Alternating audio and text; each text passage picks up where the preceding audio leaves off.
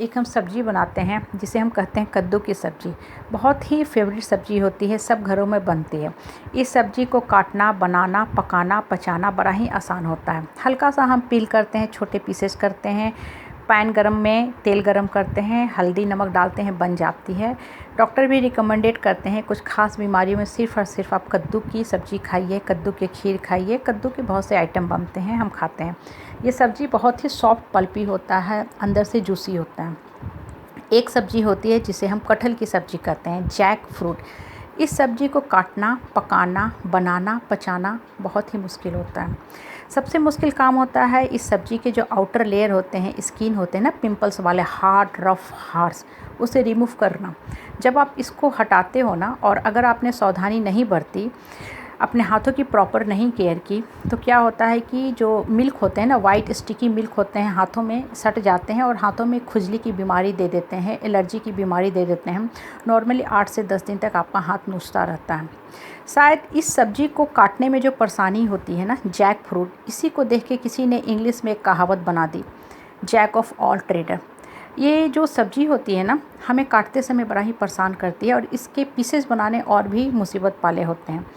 हमारे अगर गौर करो तो समाज में, परिवेश में कुछ लोग बिल्कुल इस तरह के होते हैं। कुछ लोग बिल्कुल कद्दू की तरह होते हैं, सॉफ्ट, पोलाइट, स्वीट नेचर के होते हैं, बहुत ही पल्पी होते हैं, उनका हृदय बहुत ही सॉफ्ट होता है।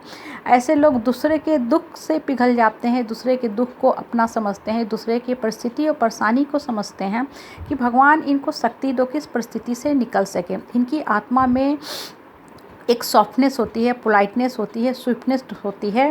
ये जिससे बात करते हैं उसके मन को भी तरोताज़ा कर देते हैं, इनके जीवन में हरियाली ला देते हैं। और एक लोग होते हैं बिल्कुल कटहल की तरह, हार्ड हार्स होते हैं। कटहल की जो सब्ज़ी होती है ना, आउटर लेयर कितनी खुरदरे होती हैं, पिंपल से भरे होते हैं।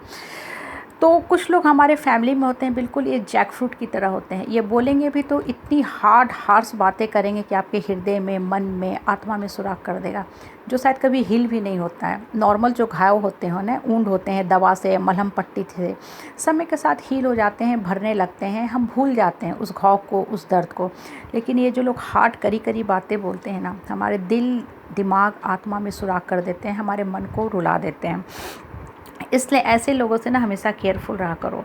और इस तरह के लोगों की जो आत्मा होती है ना, एक ही चीज़ भरी होती है मन में, सुपर ईगो, सुपरिटी कम्प्लेक्स। ये मान के चलते हैं कि धरती पे सिर्फ़ और सिर्फ हम ही सही हैं। जैसे रावण, दुशासन, दुर्योधन या और भी राक्षसी प्रवृत्ति के लोग होते हैं ना, उनमें एक चीज़ें कॉमन होती हैं। हाँ, क्या कि सिर्फ़ और सिर्फ हम ही सही हैं, पूरा जग गलत है। और जहाँ आपने ऐसे लोगों की बातों को काटा, इनके जो ईगो होती है उसको ठेस लगती है। इस तरह के लोग सही और गलत पे नहीं चलते हैं, सिर्फ़ और सिर्फ अपनी बात पे दबंगई करते हैं और आपको दबाते हैं, और इसी में अपनी प्रतिष्ठा, मान सम्मान समझते हैं कि मेरे ईगो की लोगों मान सम्मान रख रहे हैं कि नहीं।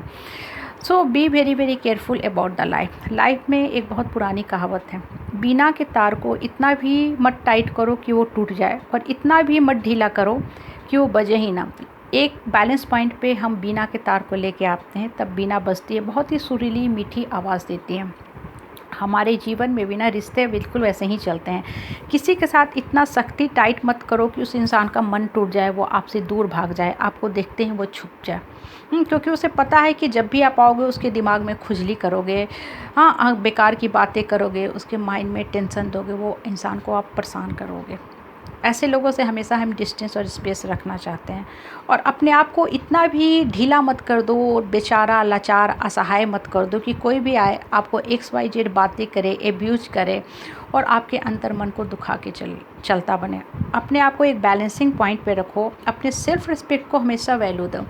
There is a difference between ego and self respect. जिस इंसान में सेल्फ रिस्पेक्ट होती है ना, वो बात सही करता है, उसके बात की वेटेज होती है, क्योंकि वो बात उसके अंतर मन से निकल के आती है।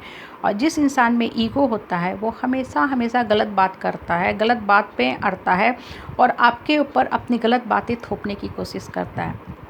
रिश्ते में डिस्टेंस इसलिए नहीं होते हैं कि कोई इंसान गलत है या गलत सोच रहा है, बल्कि इसलिए होते हैं कि वो अपनी गलत बातें आपसे मनवाने की कोशिश करता है, जो आपका अंतरात्मा कभी भी कबूल नहीं करता है।